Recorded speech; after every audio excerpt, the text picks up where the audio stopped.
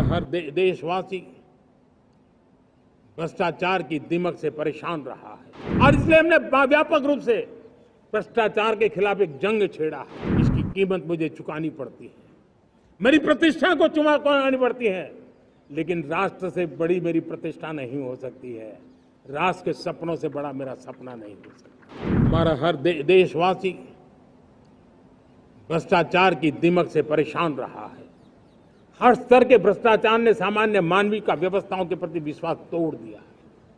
उसको अपनी योग्यता क्षमता का प्रति अन्याय की जो गुस्सा होता है वो राष्ट्र की प्रगति में नुकसान करता है और इसलिए हमने व्यापक रूप से भ्रष्टाचार के खिलाफ एक जंग छेड़ा है।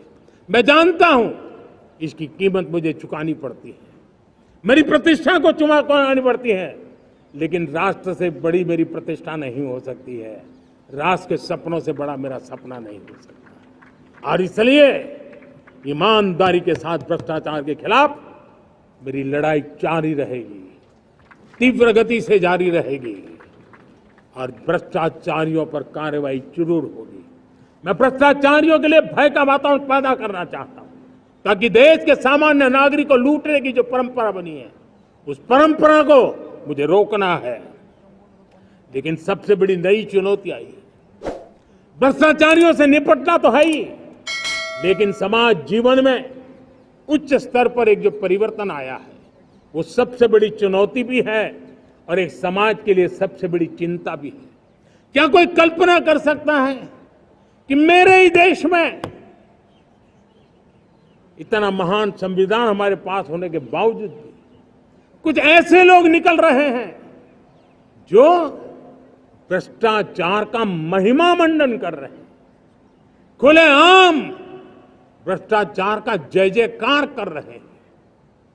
समाज में इस प्रकार के बीज बोने का जो प्रयास हो रहा है, भ्रष्टाचार का जो महिमा मंडन हो रहा है, भ्रष्टाचारियों की स्वीकार्यता बढ़ाने का जो निरंतर प्रयास चल रहा है वो स्वस्थ समाज के लिए बहुत बड़ी चुनौती बन गया है, बहुत बड़ी चिंता का विषय बन गया है। भ्रष्टाचारियों के प्रति समाज में दूरी बनाए रखने से ही किसी भी भ्रष्टाचारी को उस रास्ते पर जाने से डर लगेगा।